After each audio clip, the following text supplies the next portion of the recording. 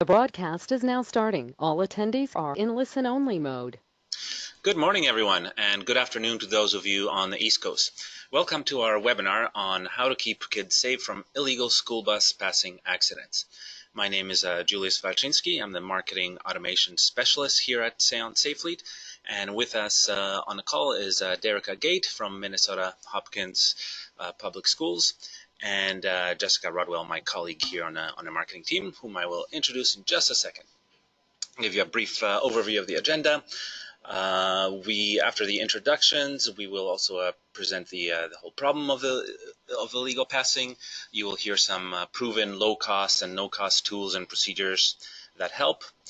You will also hear about the pros and cons of stop arm cameras.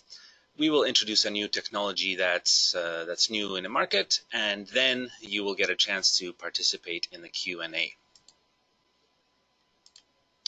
So to participate in that Q&A, please use the questions panel, the questions feature on your GoToWebinar control panel. You can also click the red arrow there to hide and unhide the panel if it's in your way, and you can select your source of audio. You can either use a computer audio or you can use a GoToWebinar phone call conferencing. One quick note about the audio: if you have a bad internet connection, you may want to switch to the phone just to get something better and more reliable. However, in the middle of the presentation, we will have two really brief videos. They're about 5-10 seconds each. And unfortunately, if you're on a phone, you will not be able to hear the audio to those videos. You can only hear them on a computer. So I apologize to those of you who cannot switch off of a phone and have to use a computer, but we will describe to you what happens during what's said during the video. So with us on a phone is Derrick Agate, who has been in the pupil transportation industry since 2001, when he became the interim director of transportation for Eden Prairie Schools. He then became the permanent director there in 2002, and in 2009 he was hired as a supervisor of transportation for Hopkins Public Schools, where he's joining us now. Hello, Derrick. Hello. Good morning. Good afternoon, everyone. Hi. Thanks for being with us here. And sitting next to me is my colleague Jessica Rodwell, the Marketing Communications Manager here at SafeFleet. Jessica is responsible for marketing, communications, and public relations within the school bus industry. Hi, Jess. Good morning. Thank you all for being here today. All right. Well, let's get right to it.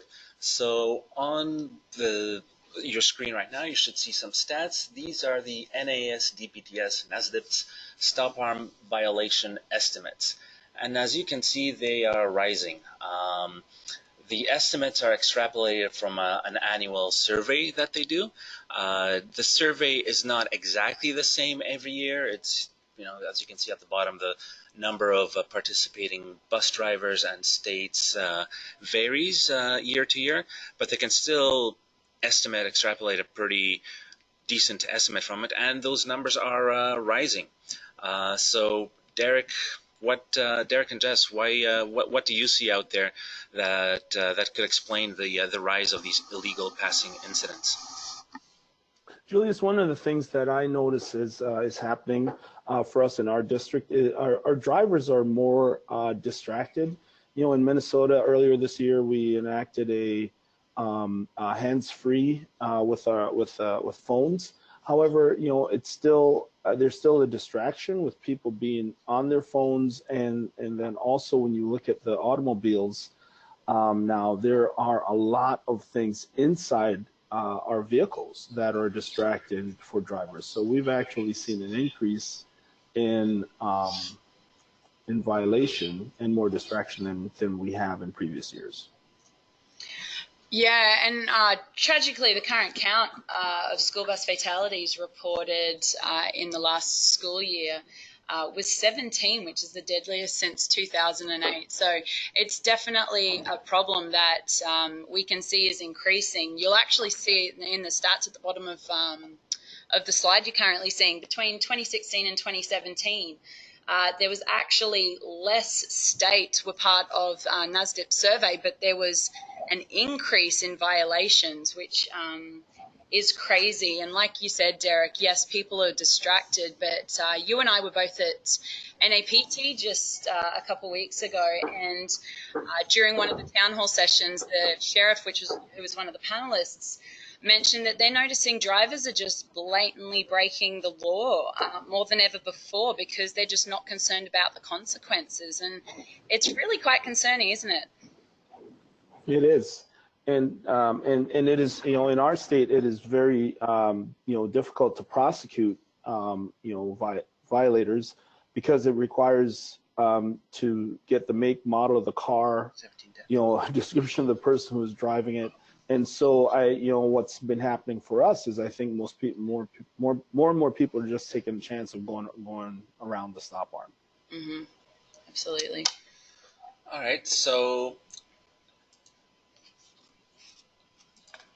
moving on to the next slide here, we'd like to find out how big of a problem it is in your district. We just had the national stats here, and if you're on this webinar, then we imagine that it is a bit of a problem in your district too.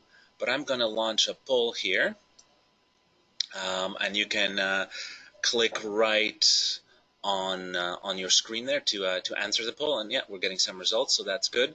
So I'll leave the poll up for 30 seconds or so. And Derrick, while our attendees fill out their answers, what would you select for your district? Is it not too serious, somewhat serious, or very serious with daily violations and multiple close calls yearly? Yeah, I would say in our district it would be very serious, because our drivers are becoming more and more aware of incidences that are taking place, and it is extremely, I would say, with kids and the near misses and things that have happened in our state, that it's getting to be more of a challenge for our drivers and the motoring public, and just more cars on the roadway.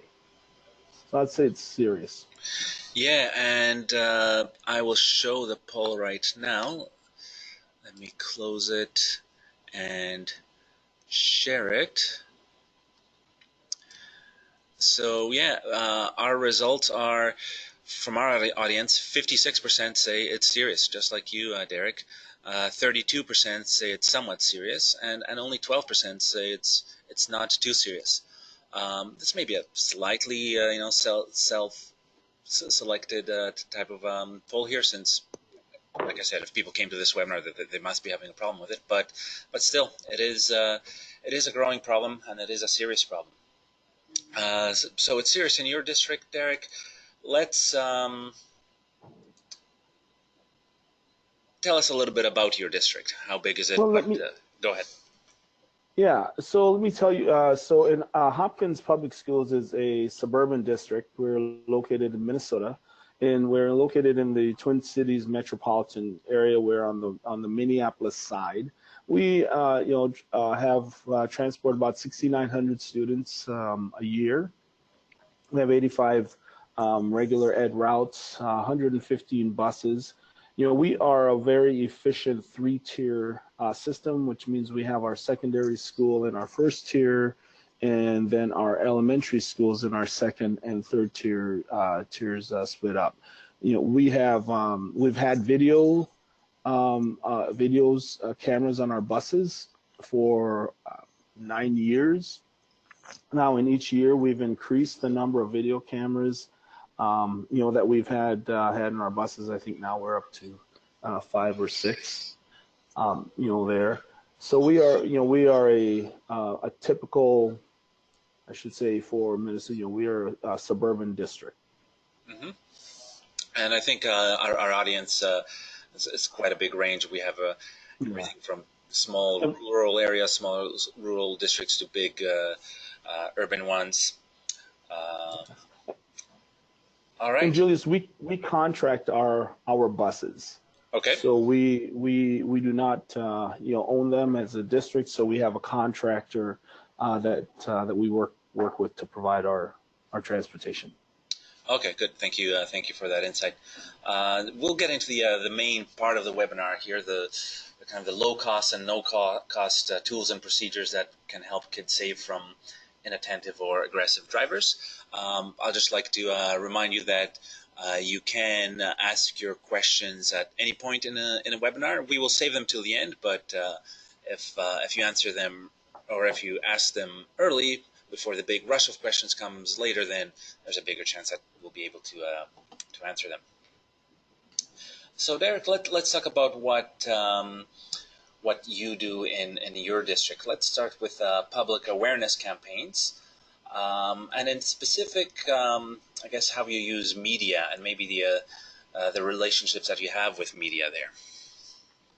Well, we, Julius, earlier this year, or last school year, I should say, we had a bus driver appreciation day in Minnesota.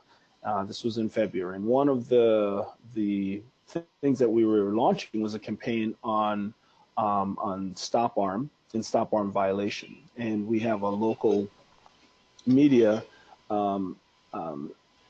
reporter here that really took that on, Ellery McCardle, and she was interviewing a driver about an incident that happened on his bus, and I was watching the interview, and what happened, a student had gotten off of his bus and got hit by a motorist. And the girl, she wasn't seriously injured. However, I could just see in that driver's face and how it was just totally shaken up by that. We have each year when we send out our bus information, we talk about low cost support. We'll send out reminders to our parents, so what we did last year about stop arm and stop arm violations. Ellery did a piece on that earlier in the school year about stop arm violations and how the increase of violations to the point that our state trooper had gotten involved. And so with sending out information to our parents, I'd look at these low cost things, and also building a relationship with the media. We were getting the word out about stop arm violations, and also there was a national push by NAPT, a campaign to stop and stay stopped for a poster contest. So locally, what we've done is just notify our families and our parents. We got media involved to remind our motoring public the importance of stopping and staying stopped. Yeah, Derrick, and I know you seem to have a really great relationship, specifically with Ellery, but with your local media outlets who, finding a partner in either a reporter or a specific outlet, it can be very beneficial in, like you mentioned, getting the word out about that. And some thoughts that we actually have about how you might be able to do something similar if you don't already have a relationship with your local media. Just some little tips that you can actually pick up. Just jump on their website, find out, obviously you'd know who your local media outlets are. Jump on their website and just do a search of the term school bus and have a look and see if there's any particular reporters that are regularly covering the topic of school bus, and reach out to them via email, which you can usually find on the website, or even Twitter. They're really active on Twitter, and just reach out to them and say, hey, we'd really love to get this information out in our local district, whether it's back to school time, really, or any time of the year, just reminding the public about the laws and the rules around illegally passing stop school buses. That's right. Yeah. Yes. Go ahead, Derrick. No, I'd say the other thing that's fantastic. Way to do is building those solid relationships, up with the media. It's been very, very, very helpful for us. Yeah, and it certainly raises the awareness. We saw Ellery's pieces, both the short ones on I guess the weekly or the daily news, evening news, as well as the long segment that she did.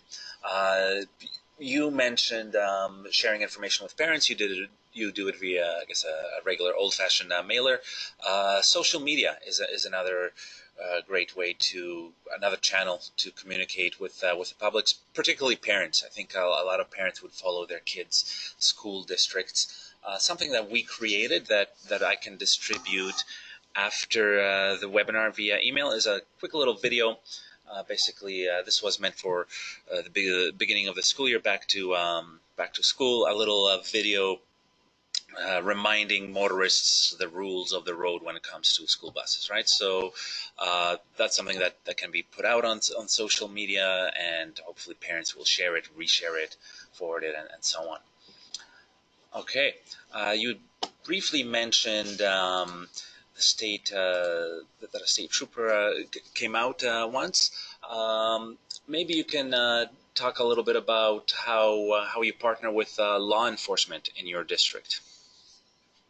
You know, our as I say, Hopkins is a suburban district, and we actually touch 7 different cities. Our district comprised of, and 2 of our bigger cities where we have most of our students are we have a police liaison that we work with, and we've built a solid relationship with those police liaison, and we've actually had them do, you know, for example, we have high incident areas, and I'll contact them, and they'll either dispatch a squad car or they'll go themselves to, you know, to look at it. They've actually ridden on our school bus just to see the perspective from the driver. As I said before, in Minnesota or in our community, the driver needs to report the violation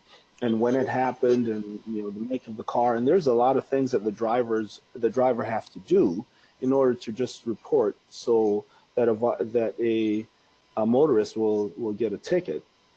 One of our officers rode on the bus to be able to see the perspective from the driver's viewpoint of what the driver would be able to see. And in Minnesota, if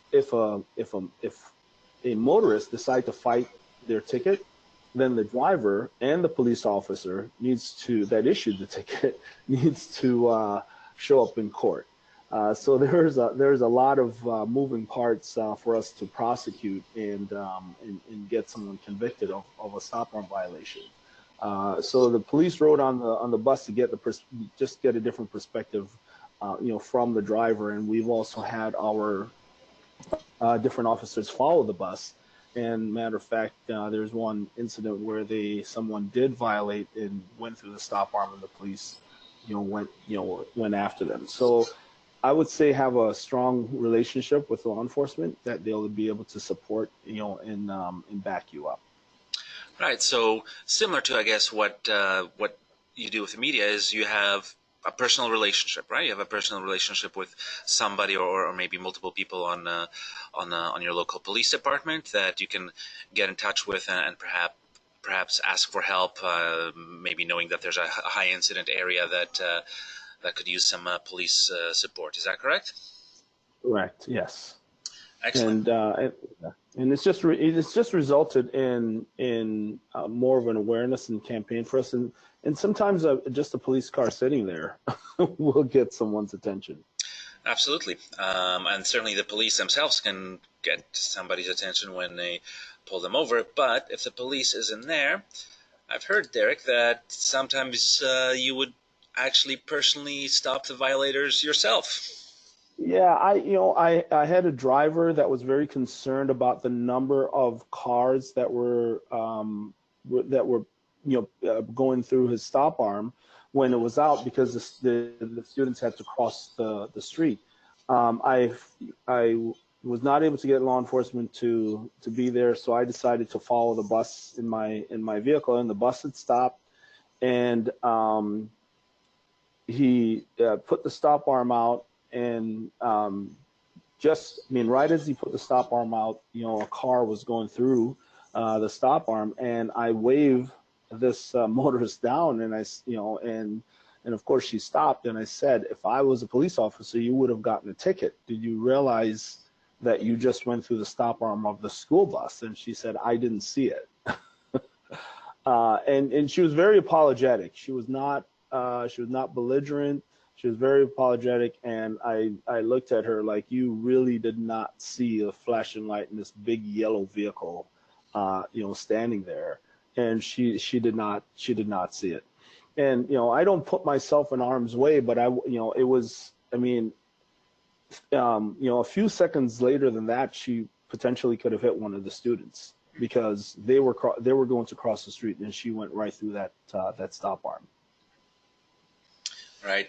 Yeah. It is hard to imagine how you can miss a big yellow school bus with flashing lights. But like we were saying before, drivers are distracted, and even the hands-free sets that are legal in I think most states and up here in Canada too, they're still distracting, right? It's still, even if you're not necessarily handling your phone and looking at your phone, it's still distracting to be talking to somebody on the phone while driving. So. Right. And in all reality is, when I'm on the school bus, I still see people texting in their vehicles. Yeah.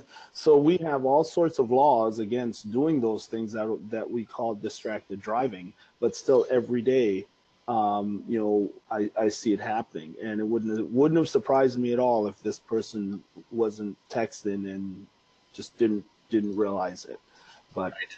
But like the officer, like the sheriff said at NAPT, there's just a blatant disregard of the laws. Yeah. Okay. And the final kind of a low cost, no cost method that you use is changing routes and stops. Maybe you can speak to that, Derrick.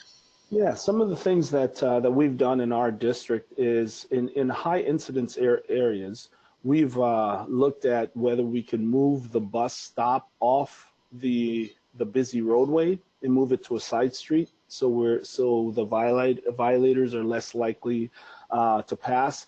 Now, it's not always feasible for us to do that. We don't like, if it's going to cause a 5-minute addition to a route, and as I said earlier, we are a very efficient 3-tier system. 5 minutes is a lot for us. So we actually have more areas that we'd love to get the buses off of the roadway, but just not from an efficiency standpoint. Either the blocks are too long or there are too many one-ways for us to maneuver through. But whenever we possibly can in those high incident areas, if we are able to move the stop or move the bus from where it travels, we do that. We'll reroute the bus, if need be. I was asked to. I was following a bus, and it was actually because we had gotten a call that that there was a lot of a violation happening. So I'm following a bus, and I noticed that there was another bus in front of it that kept stopping, and then right after the bus that I was following was also stopping. And I realized that we have a high school bus that covers their entire district, and also there was a junior high that they both have the same bell time, but 2 different buildings. And the high school bus and the junior high bus were scheduled to pick up students at the same time at the same stops. And so I called the router and said, okay, we really need to reroute and change this, because it is really causing a huge backup for the motorists. And I could see why people were going around there, because it was a long block, probably 3/4 of a mile, and it was stopping every block, 2 buses, and people were just as soon as the bus picked up, they were going around it, and which was causing some problems. So we just totally rerouted so that the buses weren't at the same stop at the same time, given more time for that to happen. So those are some of the things that we've done to try to avoid the motoring public getting impatient and passing our buses. So that's interesting that it took you kind of following the buses, kind of like almost like auditing the route personally to discover that problem, right? Yes. Do you ever get calls from motorists complaining about your school buses and the routes and the stops that they take? Yes, and we will have I mean, one of the things that necessitated me going out and following the bus is because the motorists were was complaining that they were being trapped by the driver, baited by the driver. As I saw it, the driver was waiting. The driver put their lights on that they were going to stop, but to the driver, it didn't look like the motorist was going to stop. So the driver kind of waited, the motorist waited, and there was this, chicken game going on. And finally, the driver put his stop arm out, and the motorist felt like that they were baited to run through the stop arm, and so they wanted to report that. And when after me talking to the driver said, "No, I just didn't know if the person was going to stop." So they wanted to to wait, for that. So yes, we do get calls from motorists thinking, just not understanding that there's more than enough warning for them to be able to stop. But if it appears that they're not going to stop, the driver, is trying to anticipate what they're going to do, for that. So it goes, both ways, and we encourage our drivers not to bait our motorists, um, for it. And the drivers, they don't do it because it's a lot of work for them if they have to write up a report to get for someone to get a ticket. Right, and we will talk about that soon when we start talking about technology. But before we start talking about technology, I'd like to wrap up the conversation about these low cost, no cost methods and procedures with another poll. And this one is a multiple select. What methods do you use in your district to keep kids safe from cars illegally passing your school buses? And I'll leave this poll up again for another 30 seconds, another minute. While it's getting filled, we can discuss maybe some interesting things that specific states are doing. In California, for example, drivers are required to escort kids across the road. Any thoughts on that approach, Derrick? Yeah, I was at again a conference and talking to directors from California, and they haven't had any incidents in a lot of years. Is a driver actually get off the bus and walk the kids across the street, so they don't, and I'm looking at that going, okay, I don't know how that would really work in Minnesota in wintertime, and and how long, and again, we have to take like I said, we run a very efficient 3-tier system. How long does it take the driver to actually get off the bus, walk the kids across the street, get back on the bus, and to drive their route again? And while it works in California, it's warm there all the time. We get a lot of snow and cold in Minnesota, and I don't know if that would be the best approach for us. But I thought that was very interesting how they do that in California.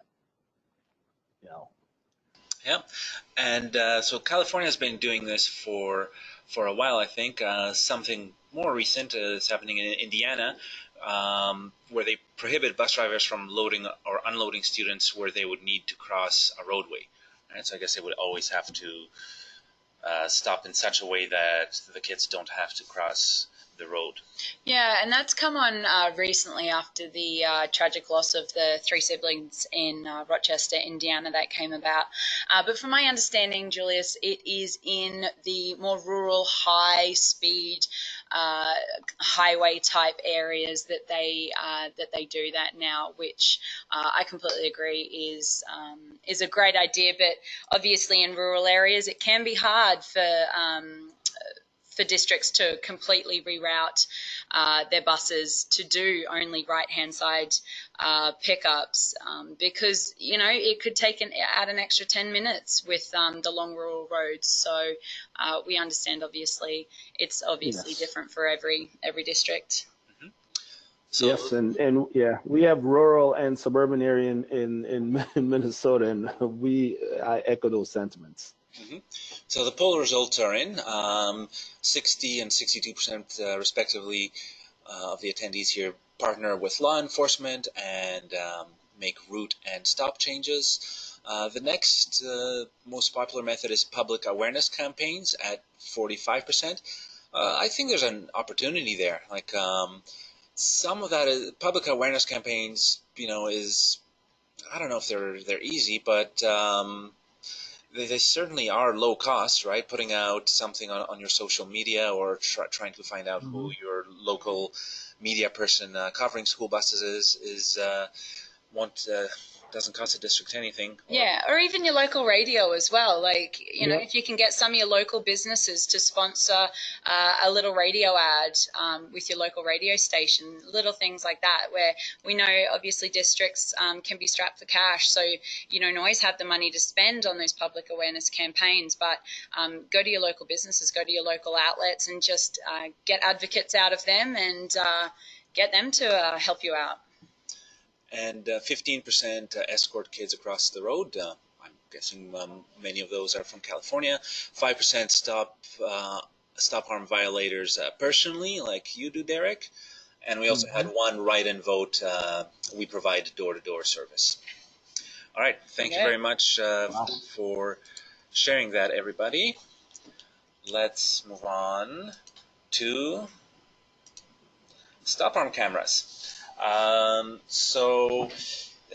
Derrick, I know you have stop arm cameras on your buses. Perhaps you can talk about the pros and cons as you see them. Well, we don't have stop arm cameras on our buses. We were looking to put our stop arm cameras on, and there was a neighboring district. Ellery did a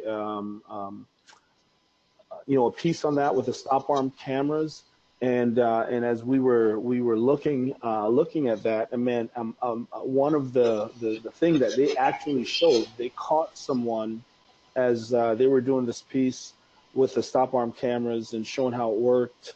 Bloomington Public Schools here, locally put a lot of them on their buses. They had a state trooper following the bus and the news camera following the state trooper.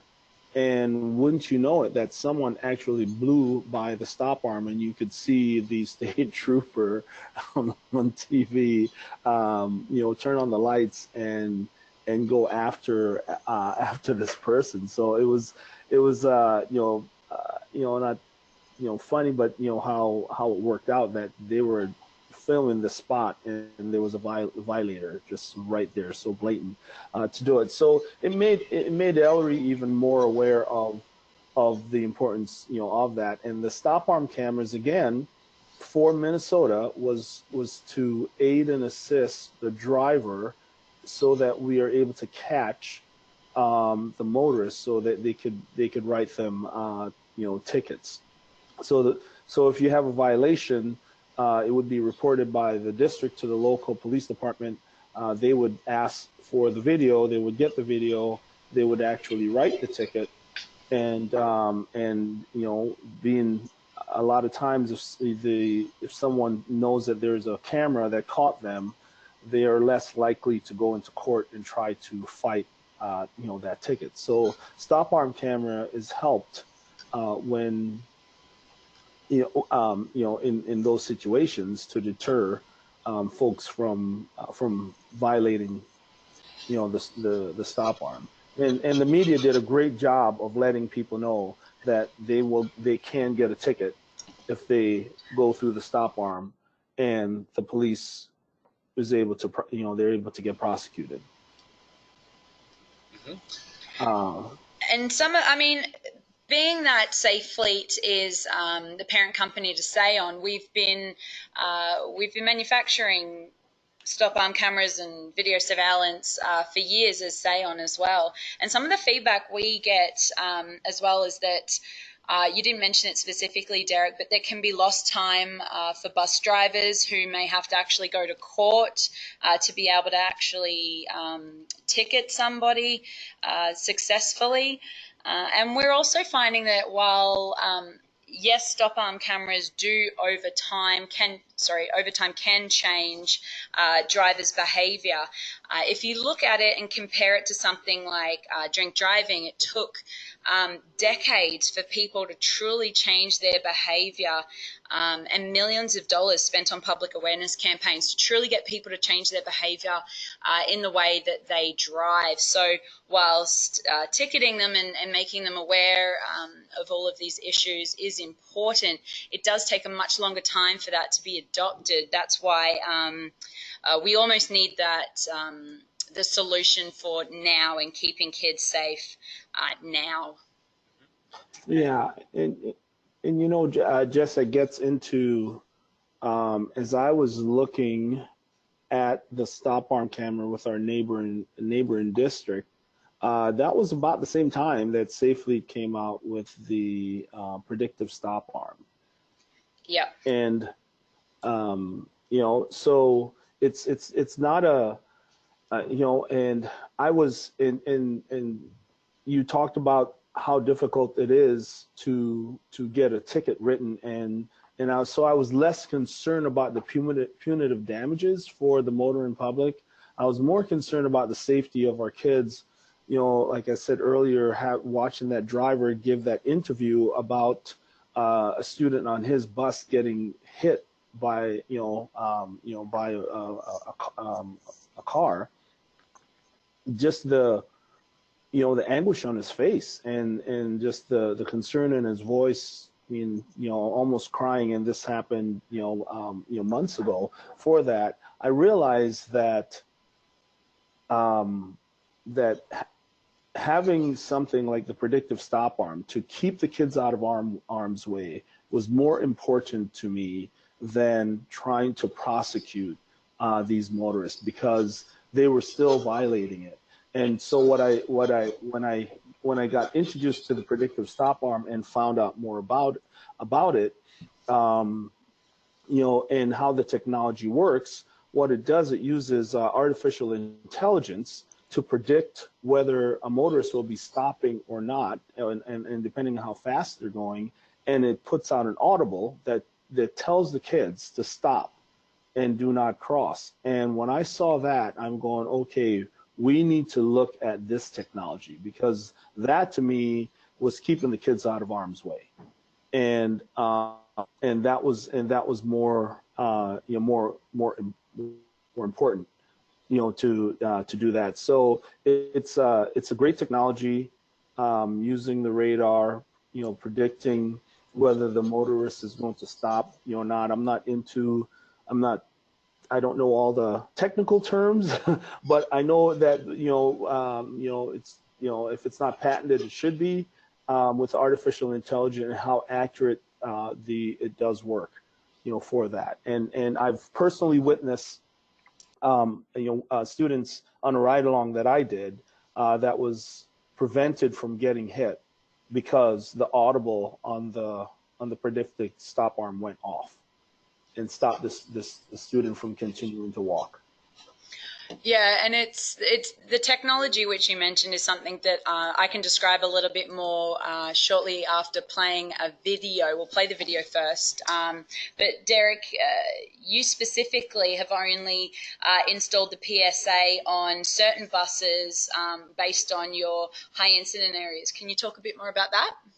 Yeah, what when I look at the predictive stop arm, we have neighborhoods that a bus could travel down and not see, a car for a week, and the roadways are so small that it's less likely that car in that neighborhood will actually pass the bus or or the stop arm. However, we have these high incident areas, and that's where I put the predictive stop arm, are on the high incident areas where we had violations, and these are reported by the drivers, constantly, is where we put the predictive stop arm to help these students. As one of the drivers told me, is whether he's paying attention or not, because sometimes we all know that drivers get distracted by sometimes things that are going on the bus. And he says, whether I'm looking or not, the system is working. And he said that is such a peace of mind.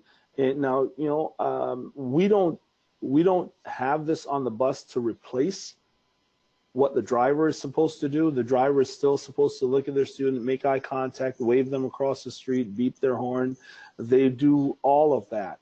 What this predictive stop arm does is anticipate, like I told you about the driver that was waiting for this motorist to go through before he put his stop arm out, and there was kind of like that chicken game there. Well, the driver didn't have to wonder if the motorist is going to stop or not. The predictive stop arm with their technology will tell the student when they anticipate that this motorist is not going to stop. It will give an audible to tell them to stop. So it takes a guessing game out of it for the driver in protecting the students, and now they could actually focus, on their students, and it's just the drivers have all told me it's just a peace of mind for them, and it's a tool that they look at that is beneficial for their well-being as well.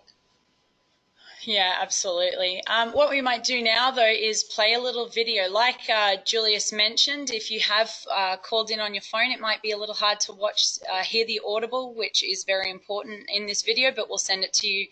We'll make sure we get this out to you afterwards if you don't have a chance. So we'll play a couple different short videos for you. Yeah, these videos are really short. They're 7 seconds each, so we'll play each one twice. Here's the first one.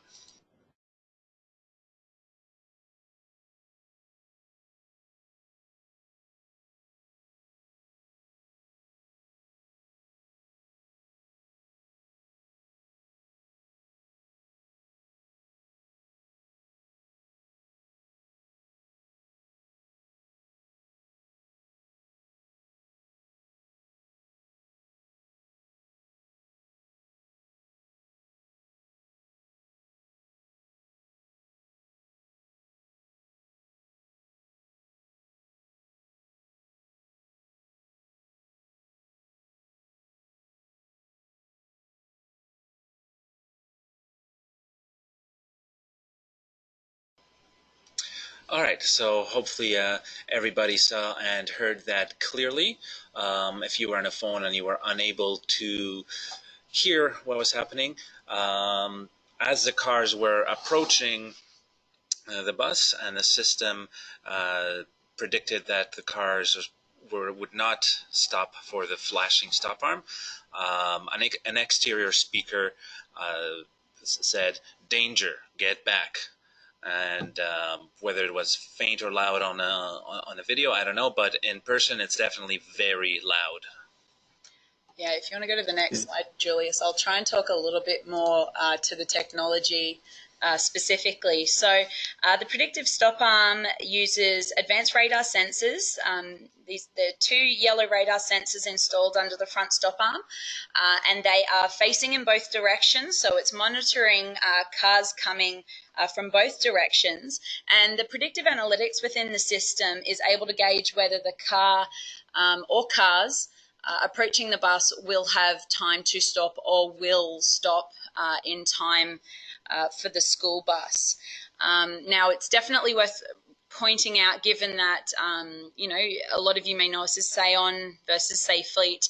This isn't using cameras. It's not using camera technology. It's using Doppler radar sensors, which are picking up the movement. So what that actually means is that we've had the system pick up cyclists. We've had them on the little electric scooters as well, picking up people.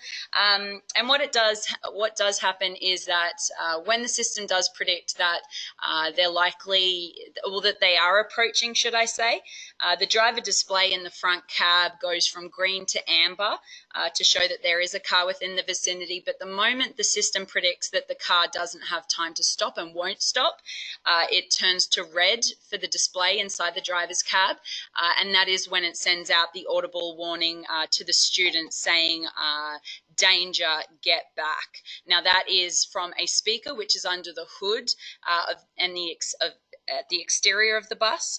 So that's making sure that that's in a really great location, ensuring that the kids can hear that. We did actually have a quick question come in, which is great because it's something that I wanted to touch on as well, is that the radars do work in all weather conditions based on our testing so far.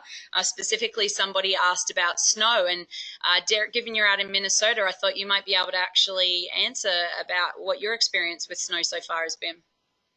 You know, the system still, we've had snowfalls here. Not anything like we're going to have in a few weeks, but the system still works fantastic in the snow. I don't know. There must be something. It must emit a little bit of a heat on there because I'm telling you, it's great because the snow that that's on it melts off, and it does not impact the radar at all. So we've had very positive feedback from the drivers during the snow that it still works. Yeah, and touching on to what you said about it being heated, essentially what it is that the radars have processing modules inside, which they do end up running a little bit warmer. So they're not hot to the touch. It's obviously not an issue from that standpoint, but they do run a little warmer, which yes does help melt snow and those sorts of things. And again, given that they're radars, they're not cameras, they work perfectly fine in low light conditions as well. Again, Derrick, when you and I were at that illegal passing town hall at NAPT, the NTSB representative there mentioned that the studies they did on 3 of the tragedies over the last, I believe, 12 months where we lost kids due to illegal passing, they were all in morning low light conditions. So I'm sure everybody's aware that even when we're driving our own cars, let alone the buses, it's sometimes hard for the human eye to gauge the distance and how far away a car is with those headlights in pitch black. So the radars thankfully don't have any issues with being able to pick that up in low light. Yes, and the beautiful part about that, also for us, Jess, is our activity buses are late, and so it's dark. So in the morning when they're picking up the first students, our secondary students, it's dark. In the evening when they're taking them home from their activities, it's dark. One of the comments that I've heard from the from the drivers is how well the system still works in notifying the students, even if someone forgets to turn their lights on. It's predicting that the vehicle is coming, which I never even thought of that. That it's even when it's dark outside, as it is in Minnesota now, and this is our first chance of getting to use it when we have shorter days like we do now, and it's been awesome. Great. All right, so there's a bunch of questions coming in. We'll get to them in 1 to 2 minutes.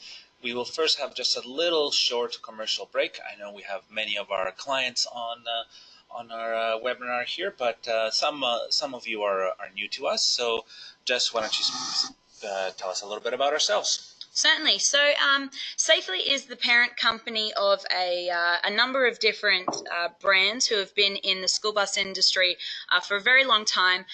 And our goal, as you can read, is to build the leading global provider of safety solutions for fleet vehicles. So you'll see in the little circle on the right-hand side, we're not only in school bus and transit buses. Safely is across the truck and trailer industry, first responders, waste and recycling and the likes.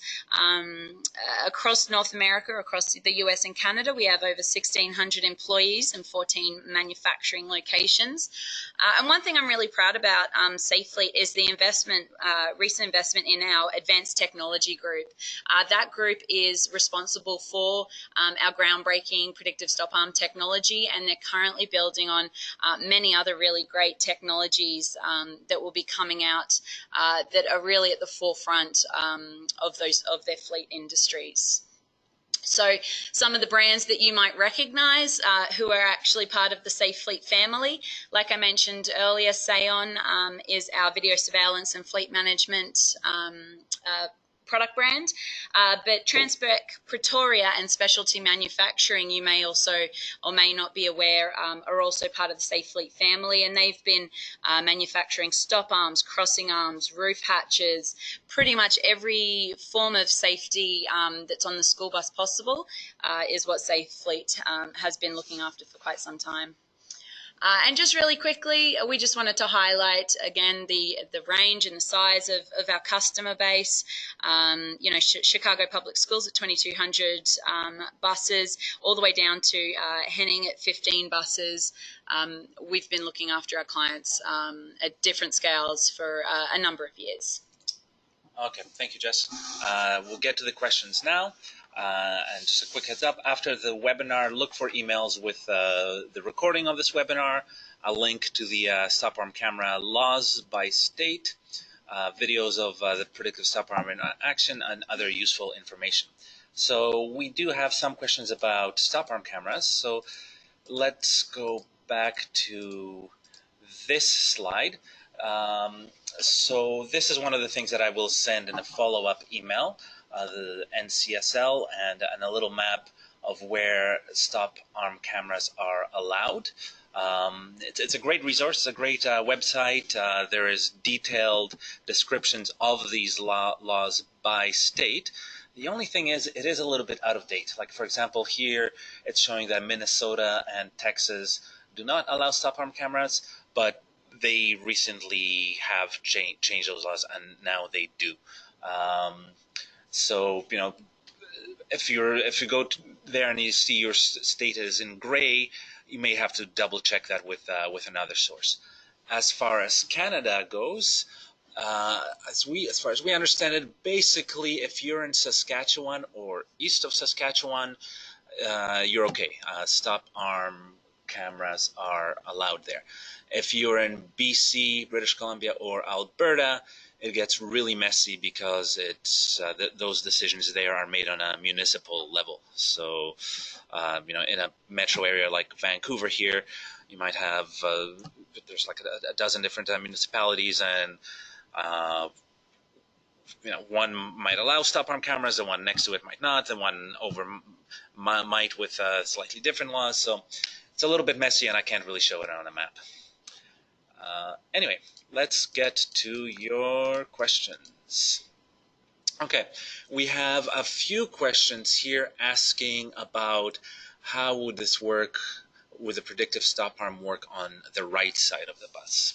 Yeah, that's a really great question. A few of you have actually asked that question.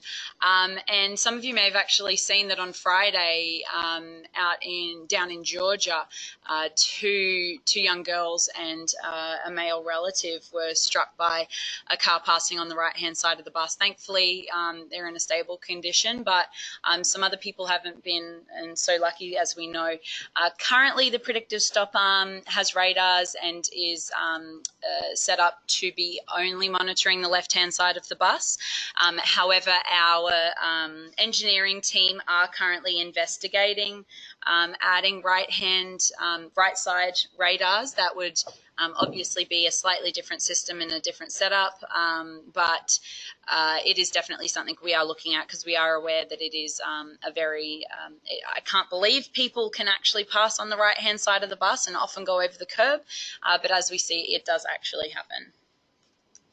Okay, thanks for those questions. Is it a standalone product, or does it need to be used with video systems? So the predictive stop arm is a standalone product. It doesn't have to be used with a video system, but there are huge benefits, obviously, to being used with a video system. Derrick, you mentioned you don't have stop arm cameras specifically, but I do know, being a long-time Seon customer, you do have exterior cameras on the outside of your bus, and having the predictive stop arm utilized with a stop arm camera system does allow the system to essentially tag an event. So when the predictive stop arm does register that someone has illegally passed a school bus, it tags an event in your camera system, and that allows your team back in the office to pull up that video footage, and if you do have a stop arm camera system which is picking up the license plate, obviously you can from there prosecute. We have actually had questions previously as well of whether or not the PSA only works with Seon cameras. The answer is no. The predictive stop arm can work with whichever video vendor you're using. Thank you for that. Yes, yeah. Go ahead, Derrick. Oh, I was just saying the camera, part of the system has been absolutely fantastic, and that's what our law enforcement has actually looked at. We haven't used it for prosecution, but they've actually viewed the video to see how clear it would be, and it was so clear that and the angle was adjusted that we actually could see the person that was in the car that violated that went through the stop arm. So it does work fantastic. All right, 3 minutes to end time here, so let's try to get through a couple more questions. Cost. Cost. So it obviously differs dependent on where you are located. Canada, of course, there's currency conversion, whatnot as well. But from what I understand, it is in the range of between $2,000 and $3,000 per bus. But again, like I mentioned, it's going to differ from between each case to case. Another question that I've noticed just popped up, will it detect a vehicle stopping, then another vehicle passing stopped vehicles? The answer is yes. The predictive stop arm does actually monitor 3 lanes wide. So say your first lane, someone does stop and then someone passes in the second lane, it will be monitoring and it will pick up that person as well. Thank you. Keep those questions coming. We still have 2 more minutes. Question, how far out can it see? How far out it can see. Okay, so from what we understand, the predictive stop arm does see up to 300 meters out. It will pick a car up, but it depends on the speed of that car at what point the system sends out an audible warning. So if it's 300 meters out and only going 7 miles an hour, it's not going to send a warning out until it's much, much closer to the bus.